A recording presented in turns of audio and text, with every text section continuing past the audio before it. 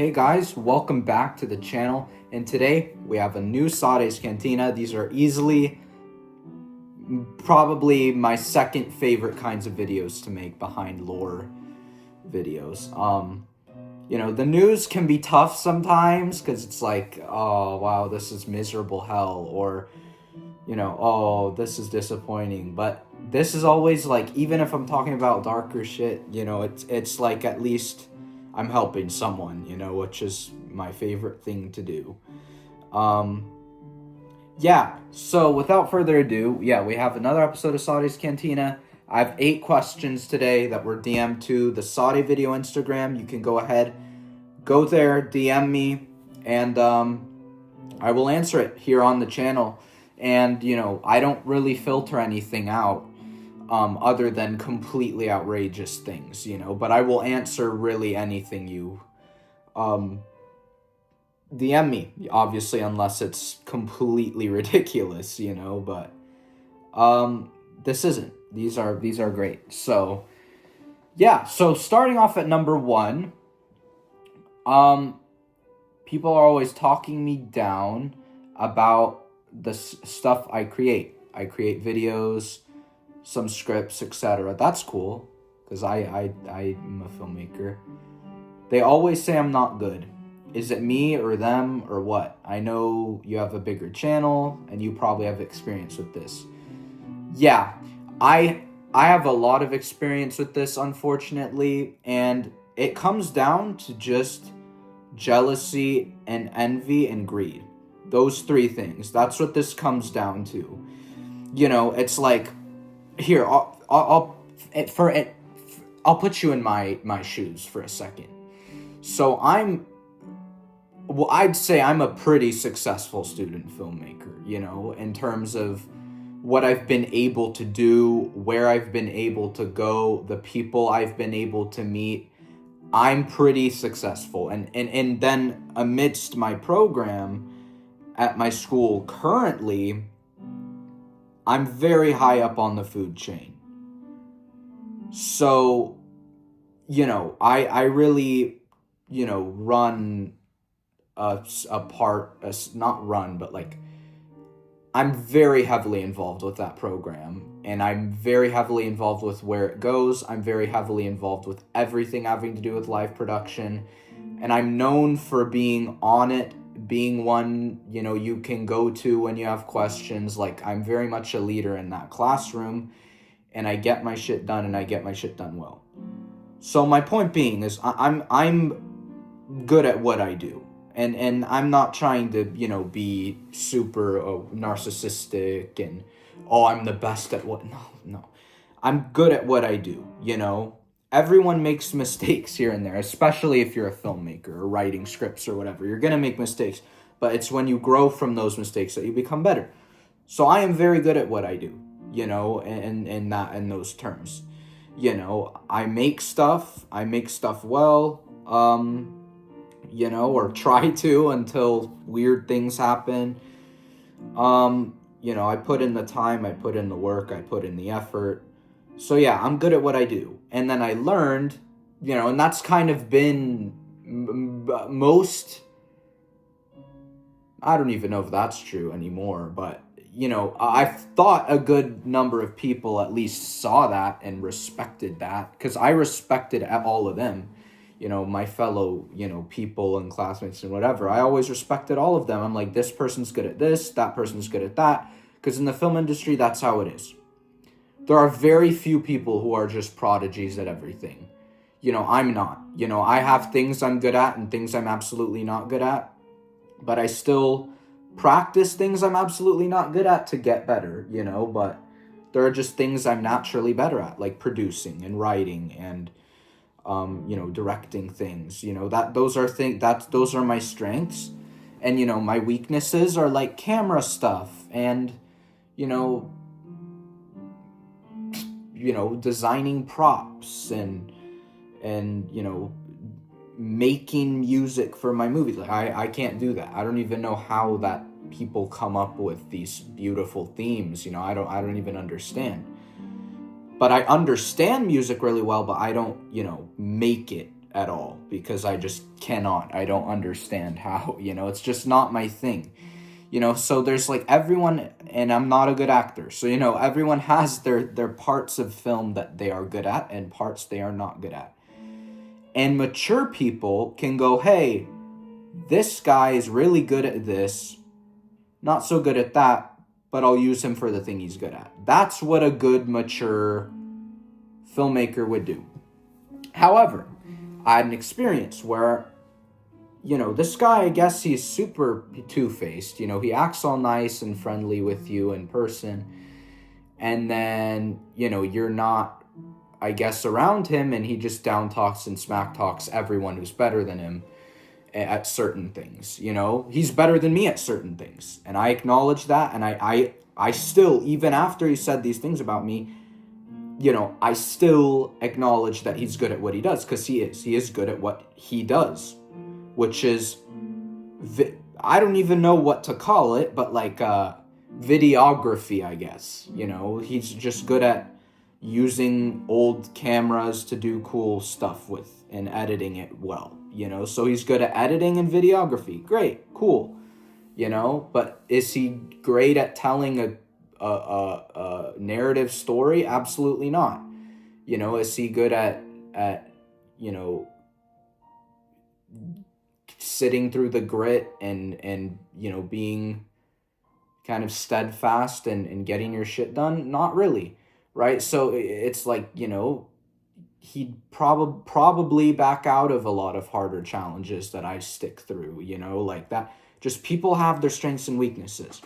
No one's perfect. But anyways, so this kid, I guess, told a table full of my friends and whatever that I'm not good at what I do. I guess that, and then someone else is like, oh, all he does is do Star Wars. And then, I think he could be good at other things, though. But, it's like, it's just the bullshit. I'm not good.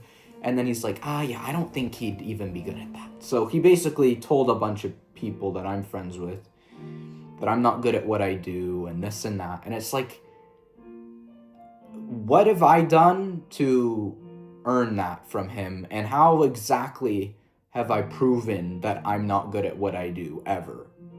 And I haven't. I've made mistakes, but everyone does. I've had my short film, which is uploaded on this channel, called SAADE'S video, obviously. It's called Star Wars Echoes of Darkness. And I spent a year just on the script to make sure it honored George's legacy.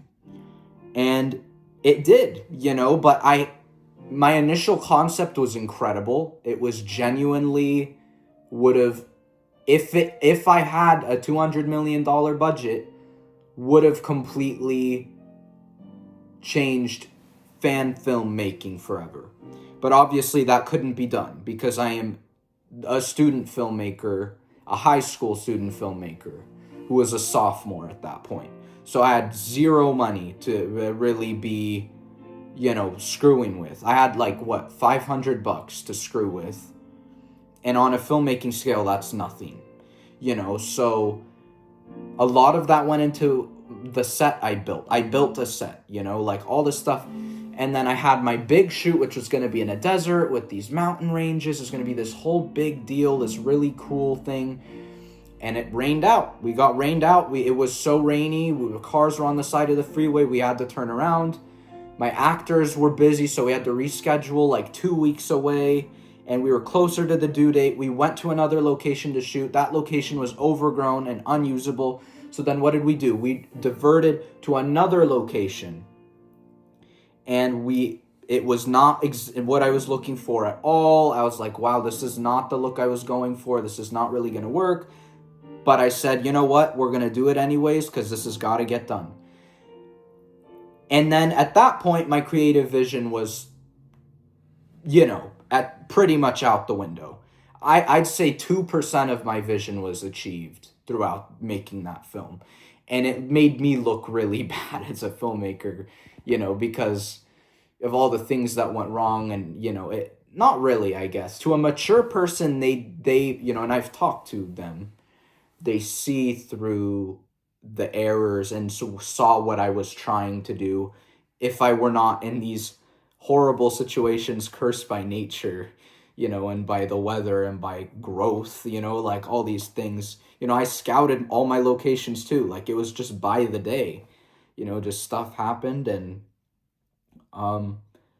yeah, and I had a very successful person who writes for TV tell me that he really liked, my vision, what I was trying to do. And he acknowledged that, it didn't turn out, the way I probably wanted it. And I was like, yeah.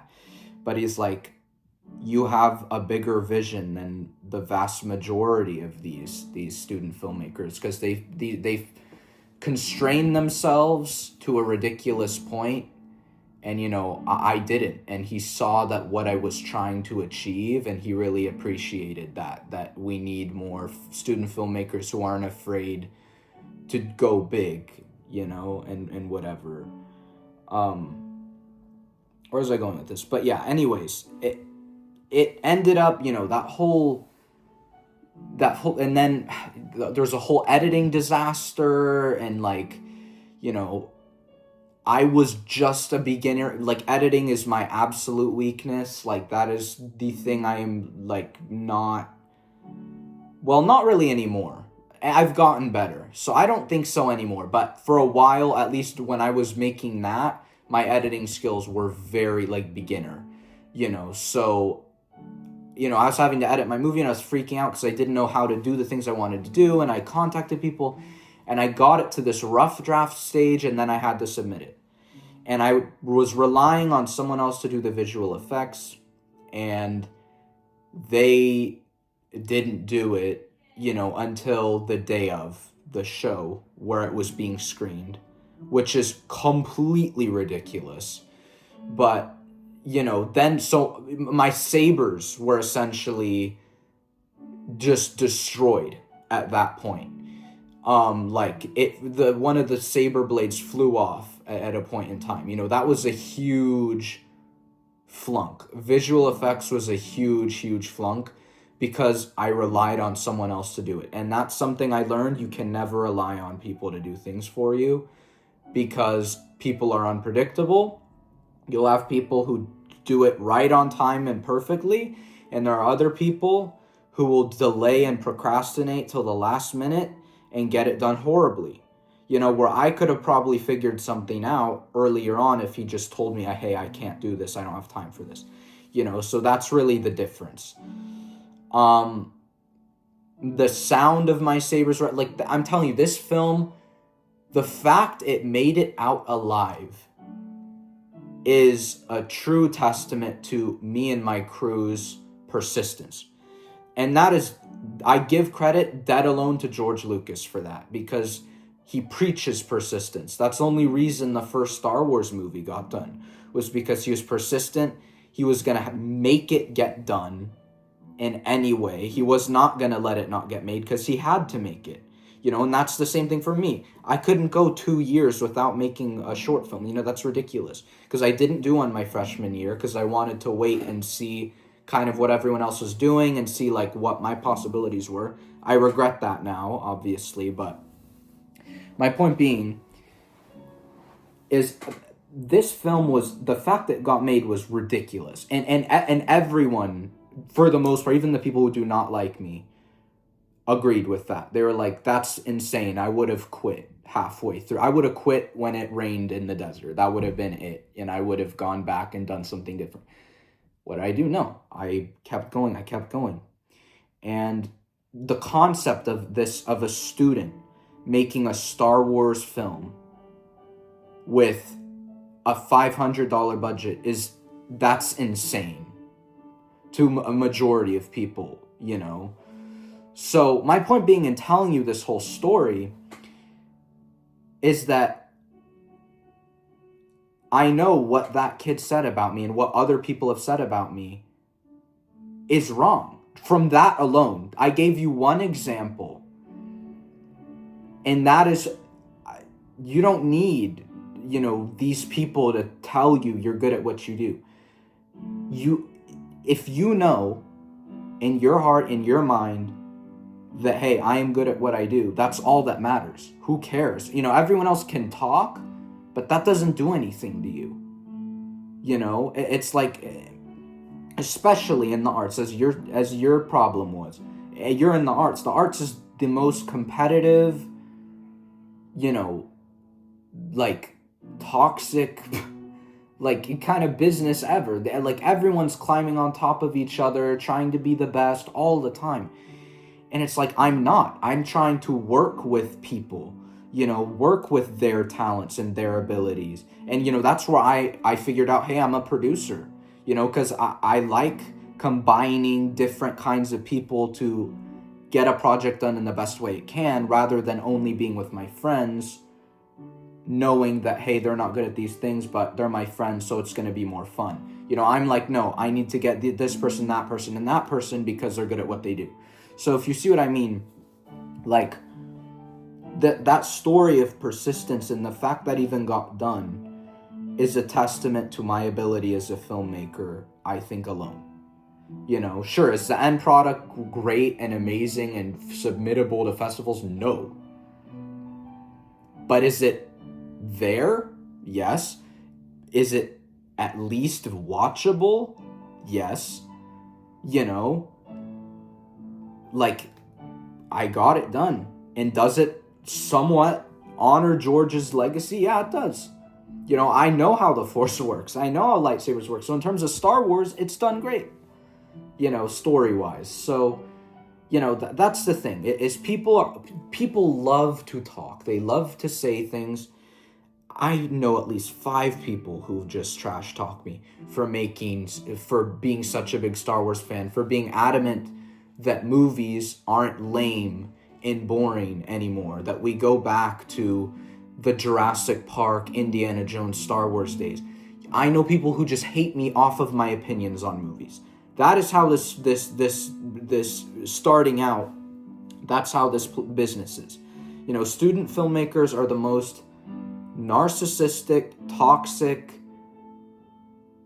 self-obsessed people you will ever meet. Most of them are that, and there are very few that are humble, willing to work with others, willing to drop their vision for the overall success of the product. Like, there are very few of those, and I only know 2 or 3 of them that are like me in that sense, where we're just love movies and want to make movies and will stop at nothing to get them made, and want everyone to love movies equally. We don't just make movies for us getting awards. We make movies because we want to make movies, so based on, just because I'm mature, I'm logistical, I am persistent in what I do, all these things are like, they threaten people who, maybe they aren't as persistent, or they aren't as good in the qualities I have. Some people, will look at someone else's strengths and just see it as a complete threat and then try to shut them down, and that's exactly what this kid does with multiple people, not just me. He does it with other people that are really talented too, and what I do isn't, and I'm not referring to myself there, I guess you could say I'm talented, but I don't want to call myself talented. I feel that's like just super narcissistic. But like I said, I'm good at what I do. I'm fucking solid, and I'm going places already, and that's just, again, another true testament. And you go to anyone with a brain, you go to any of the teachers, they will all tell you Zane is really good. He's the guy, So it's like, if you know all these things, and maybe in your situation it's similar, if you know all these things already, and you don't even need all of that, you don't even need proof, you just need to know within yourself, hey, that's wrong. You don't need to prove anything to these people, Because I'm telling you, these indie, snotty, aesthetic bullshit filmmakers who don't even make movies, they make these pieces of modern art that are in video form instead of plastered on a wall. That's the only difference. They call them movies, they call them entertainment, and they're just obsessed with their own art. Like, it is insane. They are obsessed with it. They're like, it is all they do in their life is look at their art and make their stuff, and they never look around them for guidance. And that's a huge issue, you know? Like, these indie guys, they are so toxic. It is like incredible how having different opinions on how you think movies should be handled moving forward would make someone hate you. And it does.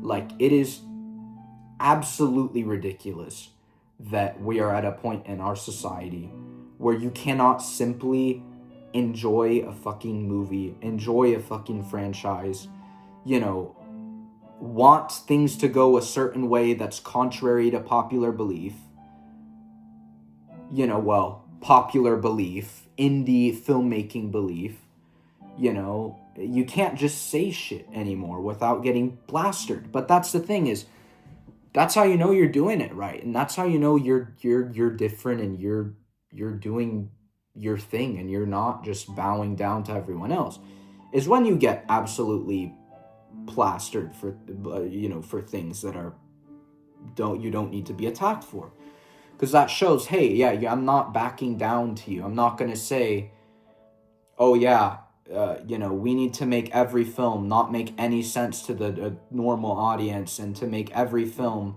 this weird, heavily artistic, fucking French fart fest. How about we make movies that teach people good things and entertain people, let them have a good time. That's a way more important than making a movie that is all about you, only has something to do with you, and is this big, confusing, jumbled disaster that they try to claim is this high level art that me and the fellow people who agree with me can't achieve. It's like, it's so narcissistic and ridiculous. Like, these guys are the most toxic people, and I deal with them all the time, and it's like some of them are nice people, they're just very narcissistic. That's the thing. It's very weird. Like, you can talk to them about anything else without having an issue, and then when it comes to what you're doing, or then they get all weird. Then it's, oh, well, all he does is Star Wars. That's their favorite sentence, is all he does is Star Wars. Yeah, I like Star Wars. I love Star Wars. I'm gonna make Star Wars constantly till I die. That doesn't mean that's all I can do and all I do, and I don't write. It's like, I know that's not true because I'm making other shit, it's like, come on. And I like other movies too, it's like, these people, they're just, they're like, oh, I want to be like this person, so I'm going to rip them down and replace them, instead of saying, hey, I like that about him, I'm going to learn from that. That's what I do. I go, hey, this guy's really good, he does this and that, that's sick, I'm going to try to do more of that, And then, yeah, I mean, that's really what I have for you, an overall summary of all of this. And, now that you hear my story, I hope you can not feel alone, is just don't let their comments get to you, because their comments mean nothing in the long run. They won't impact your career. They're just, it's just talk. It's just a distraction. And if you can't handle distractions and little comments already, then that's going to be this business is going to be tough for you. I'm going to be honest. Because this stuff will only get worse, as people get snottier. I think the snobbiness reaches its peak in college. And then that's where, after college, some people completely drop it, and some people just become unworkable, But yeah, that's just, I don't know, some advice. Just literally don't let that get to you. Don't let someone's comments don't get to you. And just, if be the bigger person too. Don't retaliate. Don't say, oh well, you're bad at this. Just play it cool, and kind of step back from that person, in terms of helping them or whatever. Just, if they need help, you have every right in the book to be like, no, I can't do that right now. But don't be like, you know what? Well, I don't feel like helping you because you said this about me. It's like, don't do that. But you can definitely take a step back, and that's completely reasonable, So that's just the approach I recommend taking. Because if you're super pouty and angsty and weird about it, that's just gonna create a whole nother bucket of issues, and I'm not going around telling everyone that this person said that too. I'm just pretty much keeping it to myself unless, it comes up in conversations. So, like, I'm not, yeah. It's weird because I thought this person was a friend, truly. And I really thought they were really great at this and that they'd go places, and now I'm learning they're just probably not, because all they think is good is themselves. He even talks shit on like George Lucas and and like these hugely successful directors, and it's like, who do you think you are, dude? You make your stupid aesthetic film videos, film meaning film, like 35 millimeter. It's like, you're not making movies to begin with. You don't even know how to tell a story, dude. It's like, you can't talk trash on these people who have changed the world, like, and that alone will tell you too, hey, I already know this person's completely delusional and out of their mind. I need to avoid them. So yeah, that's what I do, and keep asking me questions if you need. I'm willing to help you along on your journey, and I can almost guarantee you that you are great at what you do. It's like, here's another way to look at it too. Look at Spider-Man. Look at Batman. They're great at what they do. They help the world. They help their cities, maintain peace and structure, and they are a symbol of light and goodness in their communities. But all they get from people who, again, are immature and ridiculous is slack. Look at J. Jonah Jameson every day. Spider-Man, menace. It's like, think of yourself, you're like, hey, I'm Spider-Man, like, I'm in that, I'm doing what I know is right, and there are gonna be people that disagree with me, and that's okay, because I know that what I'm doing is better overall for the common good, right? So that's kind of how you have to look at it too. You could look at it like, hey, this just isn't true. Even the greatest superheroes in the world get shit talked, so it's like, that's just something to, think about, too. But yeah, so hopefully maybe next SAADE'S CANTINA you can give me an update on that. That would be cool. Yeah, man, because I have a lot of compassion for people who go through that, because at first, the first one that happens to you is always, and I'm tough as nails, really, when it comes to dealing with people, because I've dealt with tons of assholes, and I've dealt with tons of different kinds of people, and I'm very firm in that. Again, reducing side of me, but I have a lot of compassion for people who go through shit like that, because it sucks. At first, it beats you down. The first incident of this happened probably in 8th grade, like this, maybe even earlier than that. So, the first one is kind of rough, but after the first one, you start to see a pattern in the people that say things about you, and, you'll work through it. But yeah, I'm there for you, dude, truly. So yeah, anyways, that was a good question. And that's good. I always want, like I said, I love helping people. So if I can help someone, that's the best. So I hope that I helped there, and if not, we can chat, dude. Like, I'm being honest. Because that really, really, really sucks, and it's annoying, and it's, stupid. And then you'll get to a point where, like me, where I'm just like, I start laughing when people say shit like that. That's what I did for the latest one, with this guy saying I'm not good at what I do. I laughed my ass off. It was funny. Me and all three of my friends that were with me at the time, we were all just like laughing. We're like, dude, ugh, it's hilarious. Anyways, so the second question is, jeez, what is the best Disney Parks Star Wars edition? That is a great question. And that is a very hard question because I love Galaxy's Edge. I love Star Tours to death. Obviously, you guys know that. I loved Jedi Training Academy and I loved Star Wars Launch Bay. So this is going to be very hard for me to pick one.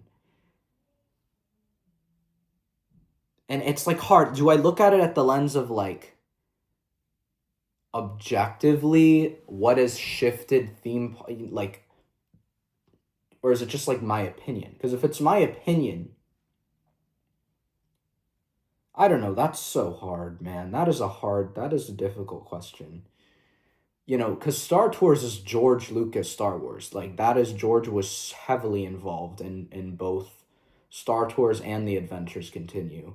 So I'm going to go with that because George had his hands on that, and it's an incredible ride and, really shifted theme park technology both times. You did not have a lot of 3D rides before Star Tours 2. So, that was a huge monumental shift forward in theme park technology. And then after Star Tours 2, you have Universal come out with 1,000 different 3D rides. It's like, it's just funny because you see how, George has always been this like trailblazer, and he was. And even in Star Tours 1, the fact of, using a screen as the main ride element, that was totally different. No one had done that before. But obviously, you have to for Star Wars. For a ride like that, at least, you can't have real, like, that just doesn't work. There's no way. And having that motion simulator pod is now used by Air Force. I believe it's used by different theme parks too, like even the technology of that which ILM created, completely original.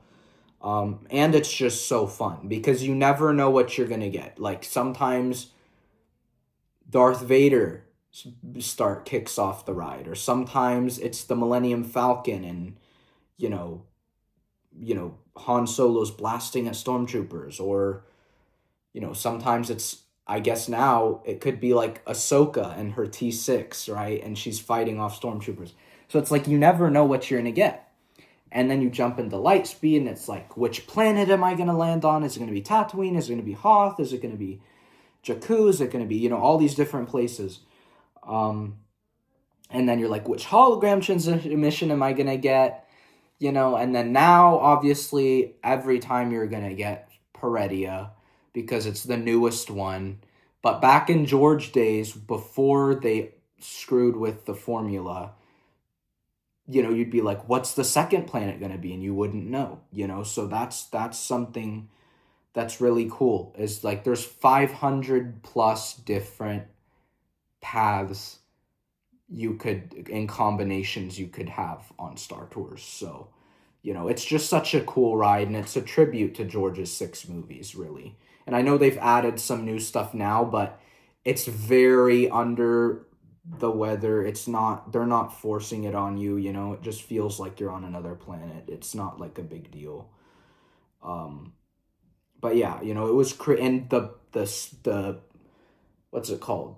The screen in like when you walk into the Star Tours airport or whatever spaceport, the screen is is still just George Lucas Star Wars, and they have like lists of planets and their weather temperatures and that go on the screen, and their Legends planets. It's before even canon, so like all that stuff and the queue, like all of that is just George Star Wars. So it's very much not a Disney thing, really at all.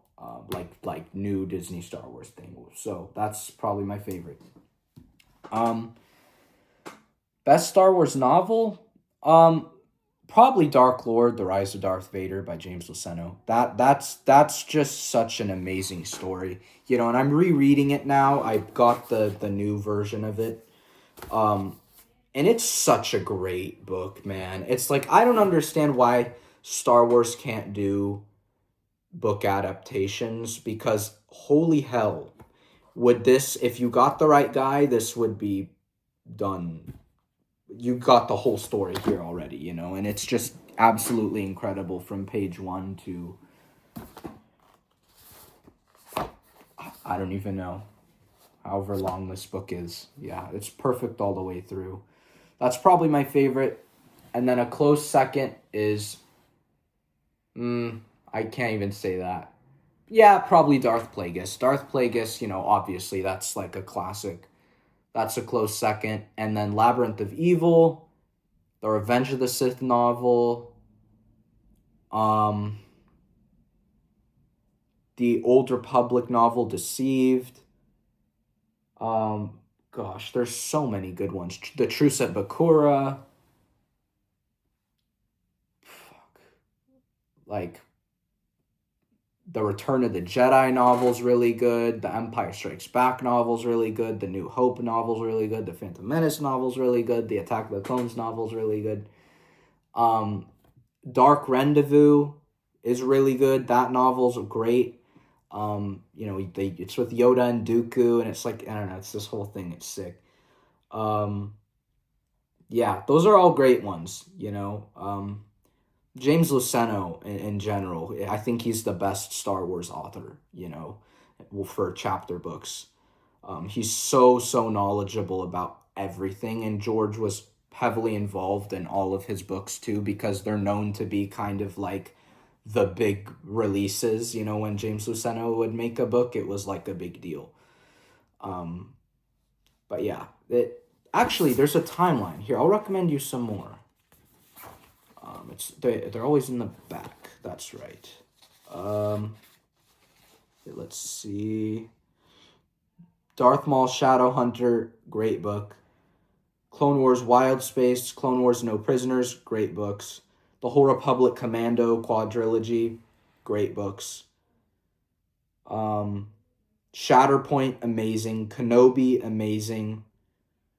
Coruscant Nights, amazing. The Han Solo trilogy, amazing. Death Troopers, amazing. Splinter of the Mind's Eye, classic, really, really well done. Bounty Hunter Wars books, amazing. The Jedi Academy trilogy, obviously amazing. I, Jedi, amazing. Rogue Squadron, the whole X-Wing series, amazing. The Thrawn trilogy, obviously amazing.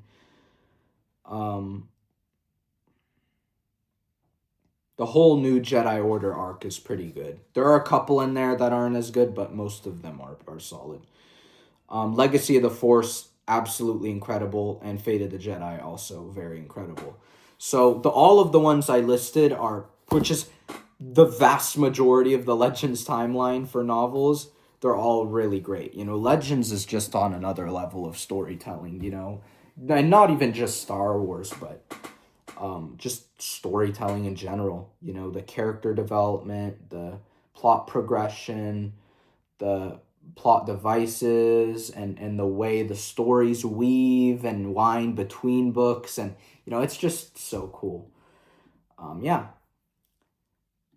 Question 4, when is your Star Wars documentary getting released? Yes, so I am making a Star Wars documentary. It's going to be short because, I have to fit it within our school's film festival length. That's getting released in May, so that'll be out in May. Um, I might. No, yeah, May. I'm not gonna release it before the festival. I'll wait and then pump it out day of or after, day of or day after. But that's gonna be great. I have a really solid vision for this. And if you've watched the old bonus DVD content on the prequel discs and stuff, you're really gonna love this because that's my stylistic. It's that plus music of John Williams put together is my style kind of choice for this, and it's just gonna be really fun, really heartfelt, um, interesting, educational look at Star Wars, and you're everyone on watching this video, you're all gonna love it. It's gonna be really, really, really great. Hopefully, if things don't go awry, which so far so good. So, that's good to know. Good to hear. But yeah, it's super fun, and I had people blasting me for doing that. Star Wars again, documentary. Why would you do it? Because I love Star Wars. I like making documentaries. I don't have an issue. Therefore, I'm going to do it. It's that simple. But yeah, I don't know. But the one after this documentary, that is a short film that is not Star Wars, but it is going to be really well developed and really well made. That isn't one of these weird indie movies. It's an actual film with characters, a story, plot progression, a world. With the things that it's going to feel big. That's my biggest thing. I want to make it feel huge, scale wise, to help you really feel immersed. But yeah, it's going to be great. I'm super excited for that too. And then I have a Western after that, which is going to be really cool coming out. But, I'm working. I'm working, guys. Yeah. Yeah. Okay, question 5. What is the best trooper in Star Wars? All right. This is hard because I have ones that I like just because I think they're cool, and then I have ones that I know are objectively great. The Phase 1 clone trooper, and that's the thing, like, this is so hard, because if we include the Old Republic, then the Republic troopers from the Old Republic game, those are objectively the best the galaxy has ever seen. They were all, elite. They had specified skill sets. They had independent and creative thought, which the clones had very limited of. They were insanely good. And even if you watch the one cinematic trailer, I always watch them in compilations, so I watch all of them at once, so I forget what it's exactly called. But it's the one with Satele and Jace Malcolm fighting Darth Malgus on Alderaan, and you just see their skill. They are insanely good, and their strategies are so outside of the box. And I've read the books too, and I've played the game and watched the game, so I've seen how they function. They are easily, like, objectively the best. And then a close runner-up is the Phase 1 clone troopers, because that's like 1,000 Jango Fett's running around. And Jango Fett is one of the best bounty hunters ever. So one of the most skilled gunslingers ever in Star Wars. So having 1,000 Jango Fett's running around is pretty cool. And that's before they started to be more independent. By the time we got to Phase 2, they started thinking for their own a little bit. But Phase 1, they were very much Jango Fett's. And ridiculously good. Tell you what. Then after them, I'd probably... Ooh, that's tough.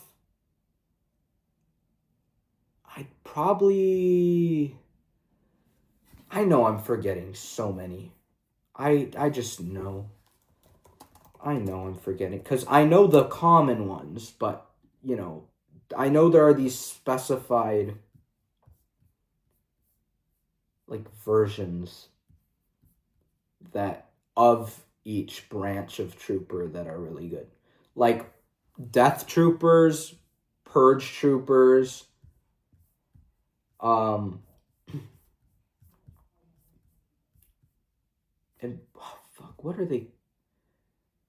ARC Troopers, Imperial ARC Troopers, not Clone ARC Troopers.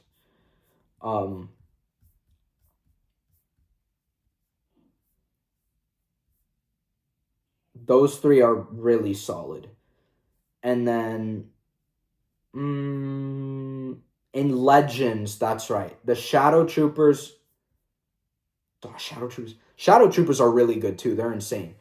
Dark Troopers in Legends were demons. Like those guys were, they were crazy. Yeah, but those are all good. The standard Imperial Stormtrooper is very person to person. So, you know, that's like you could have one trooper be insane and another one be not as good. So that's why they're not really on the list. But Death Troopers, Shock Troopers, ARC Troopers, Dark Troopers, they're all great. So yeah, that's kind of my list there.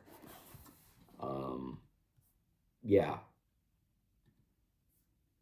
Best Star Wars game. Oh my gosh, I think about this all the time. Cuz I cannot nail it down because all these games have things I really love about them and things I'm not so thrilled about. So I'm going to go down a list here. Because the story of the Jedi Knight games, of the KOTOR games, of you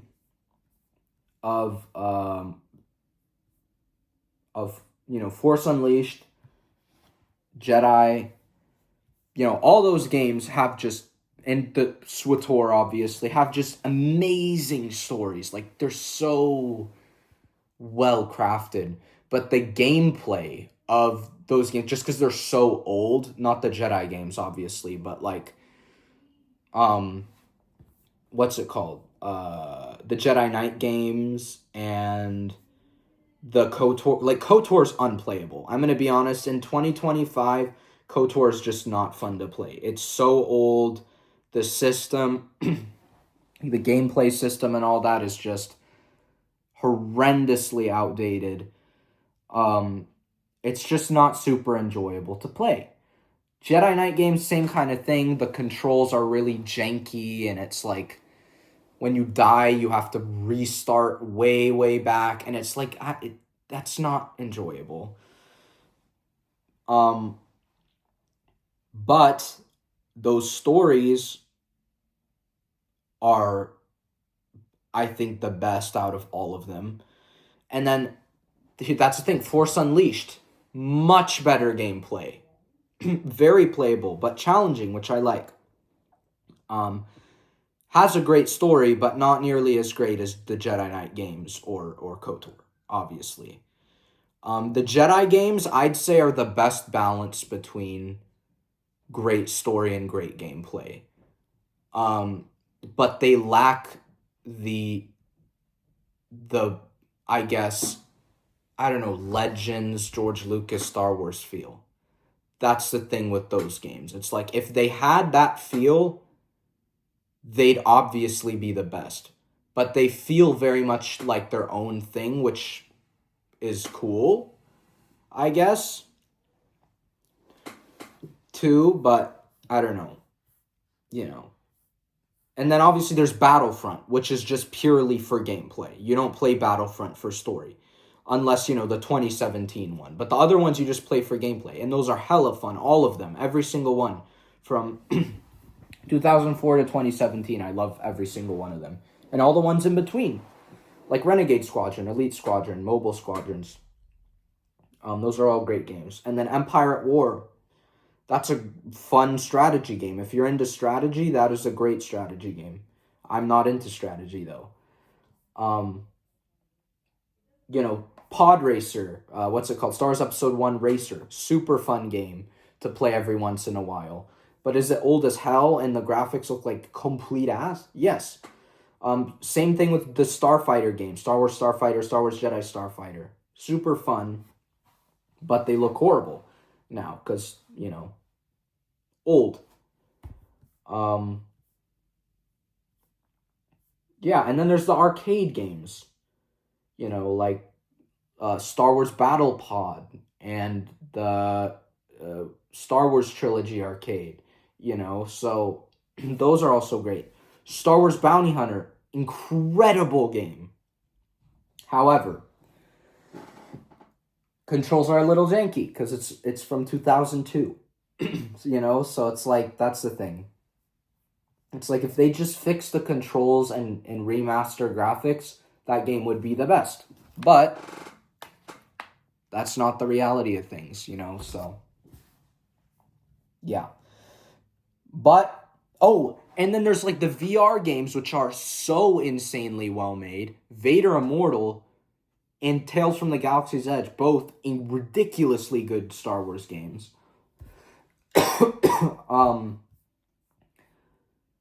It's very hard for me to pin one down. Very hard for me to pin one down, but I'm gonna do it because I love you guys. So, oh god, now this is gonna like fucking live in maybe infamy. Oh gosh, I really don't want to just name one. I really don't. I really don't. Okay. Yeah. Star Wars The Old Republic. 2011 MMORPG. Not even single player. Not even on console. Best Star Wars game ever made. That is one where the gameplay is actually still great. It's just not super immersive. It's very much like a game, because it's an MMORPG. You're not playing Cal Kestis. It's very much like you push to attack here, and it's like very much like game. But dude, the story, the things you can do. You could be a Jedi, a Sith, a bounty hunter, a scoundrel, a trooper, and then there's sub factions. Like as a Jedi, you could be a knight, a consular, a whatever, a Sith, be an Inquisitor. You could be, a normal Sith Lord. There's all these routes, totally different stories, and then you get to decide whether or not you want to kill people or do certain things or say yes to this person, no to that person. It feels like you're there, and then you get to travel wherever you want to, and you can go with your friends. You'll be like, hey, let's all meet up on Coruscant. We're going to go raid these Jedi scum. You could do that. Like, it is a game everyone wants, but it's just only on PC. So, therefore, it's limited. But if they could get this game on console, I strongly believe this could be the most popular Star Wars game ever if they just put it on console. But it's so big and huge and ginormous to run. I don't even know if that's possible. So, yeah, but yeah, that's what I'll say. Old Republic, second best, probably. Oh, I'm not doing that. I don't want to rank all of my favorite games ever. Too hard. Yeah.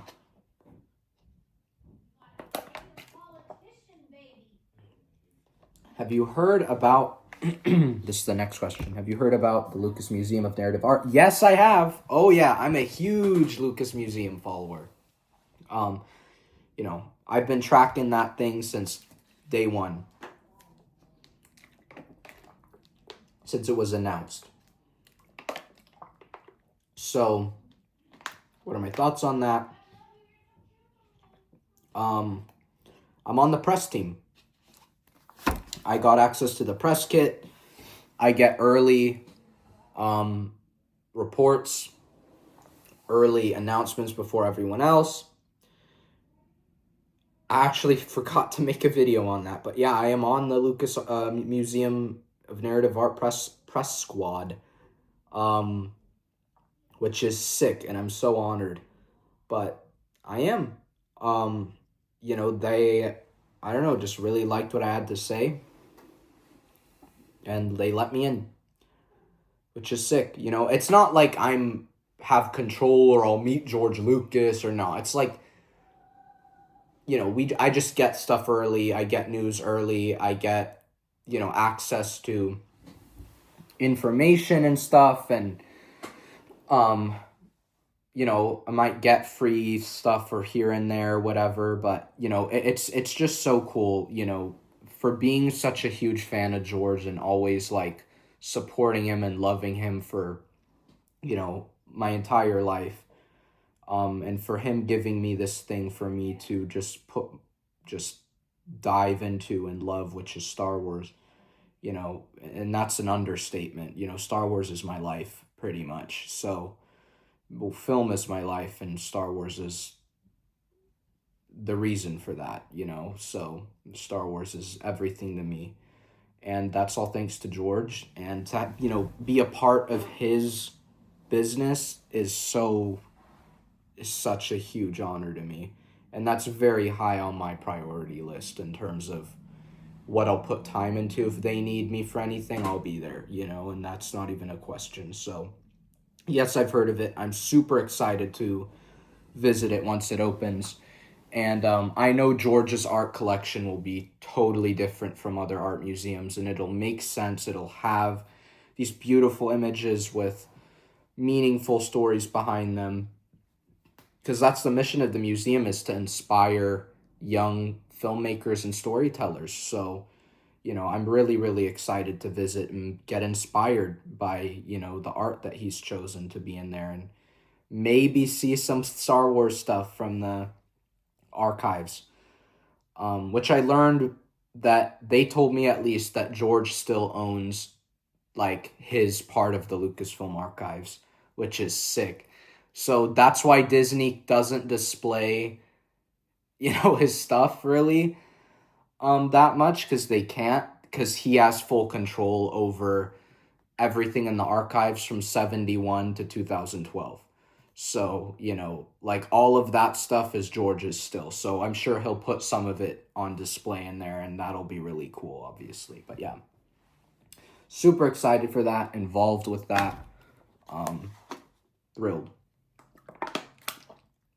Thrilled to see what George has been spending years on, So he's been spending just years on this project. So I'm excited to see, his next project come to fruition. And then last question, are you an Indiana Jones fan? Huge Indiana Jones fan. If so, what's your favorite project? Movie, book, game, theme park, attraction, etc. Raiders of the Lost Ark. Easily. I know, cliche, classic, whatever, but it's just true. That is the pinnacle adventure film. Best adventure film of all time. One of the best movies ever made. Whose story idea was that? George's. Who directed that? Spielberg. Name a better combo, please. You can't. So that is I love Raiders. And then second place, this is crazy, but Indiana Jones Adventure Temple of the Forbidden Eye at Disneyland. That ride I have a lot of nostalgia for. I've been going since I was a kid. And the plot and story of that attraction, and the Eye of Mara, and the lore just surrounding the temple, and even in the temple there's all this art that you can interpret in all these ways, and I don't know, it's just such a cool thing. It's really, really cool, walking through there and seeing all this art, and seeing all these like weird symbols that you can translate on the Disney Parks app, and it tells the story of what's been going on in this place, what this place is, why it has value, why Indy's exploring it. And then you get to be part of it. You get to be in that adventure with Indy, you know, and that's amazing. And then game, Great Circle, honestly, incredible game. I've played Fate of Atlantis. I've played Staff of Kings. You know, I've played a few of those games too, but those are old, like super old. But Great Circle is just such a fun game where you feel like Indy, and it's it's hyper realistic too. Even in terms of you getting hit, you can't get shot too many times, you can't get punched too many times. It's very down to earth, realistic, and historical and educational. And I learn about all these places through Indiana Jones. And that's why, you know, I have such a huge interest in history and archaeology and these things, is literally because of Indiana Jones. He literally is the reason for that.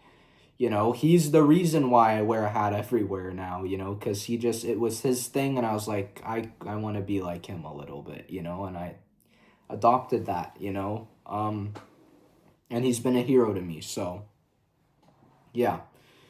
My favorite indie book? That's hard.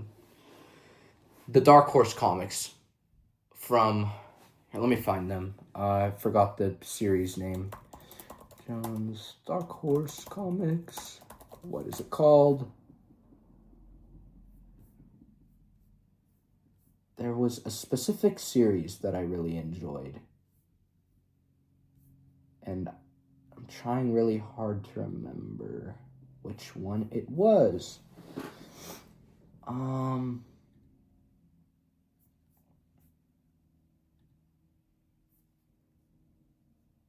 Come on, dude.